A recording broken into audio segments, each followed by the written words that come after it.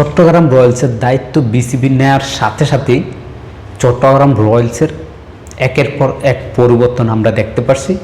ইতিমধ্যে চট্টগ্রাম রয়্যালসে দেশি একজন এবং বিদেশি আরও 4 জন, মোট 5 জনকে সাইনিং করিয়েছে। এই 5 জনের মধ্যে বাংলাদেশি টেস্ট দলের ওপেনার সাদলাম ইসলামকে দলে অন্তর্ভুক্ত করার কারণ আছে।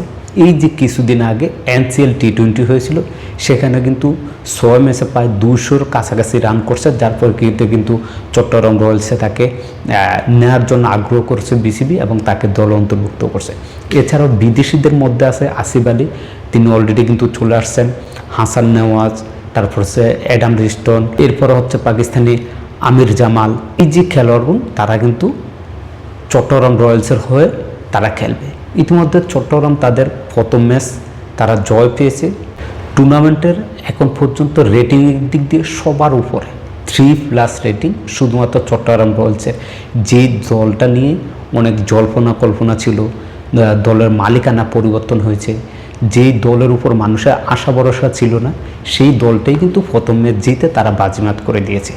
এখন সেই দলটি পরিচালনা করতেছে বিসিবি। যেরকম আমরা গ্রাম অঞ্চলে দেখে থাকি, যারা কমিটি থাকে, যারা খেলা পরিচালনা করে, তাদের মধ্য থেকে একটি কমিটির টিম থাকে। সেম এবারের বিপিএলে প্রথমবারের মতো বাংলাদেশ ক্রিকেট বোর্ড বিসিবি তাদের কমিটির পক্ষ থেকে একটি টিম হচ্ছে, যেটার নাম হচ্ছে চট্টগ্রাম রয়্যালস। এবার জানিয়ে দিই আজকের ম্যাচগুলো।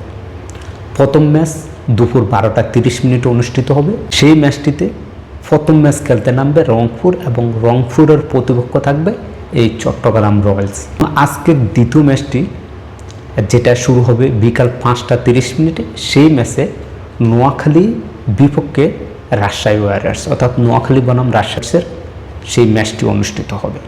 খেলাধুলার সকল আপডেট পেতে চোখ রাখুন এসপ্লে।